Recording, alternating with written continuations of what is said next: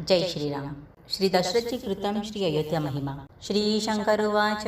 चैत्रे मासि च सम्प्राप्ते नवमी दिनमाश्रितः योऽपि गच्छति वै भद्रे अयोध्यां सरयूंपति फलं तत्राक्षयन् देवी भवतीत्यनुशुश्रुम सायं प्रातस्मरेत्यस्तु अयोध्यां च कृताञ्जलिः उपसृष्टानि तीर्थानि त्वयोध्यायाश्च भामिनि विष्णुः पादमवन्तिकां गुणवतीं मध्यं च काञ्चीपुरीं नाभिन्द्वारमतिं पठन्ति हृदयं मायापुरीं योगिनः ग्रीवामूलमुदाहरन्ति मथुरान् नासां च वाराणसी एतद्ब्रह्मपदं वदन्ति मुनयो अयोध्यापुरीमस्तकं जन्मप्रभृति यत्पापं स्त्रिया वा पुरुषस्य वा अयोध्यास्नानमात्रेण सर्वमेव प्रणश्यति यथा सूराणां सर्वेषाम् आदिश्य मधुसूदनः तथैव क्षेत्रतीर्थानाम् अयोध्यात्वादिरुच्यते. इति श्री अयोध्या महिमा सम्पूर्णं.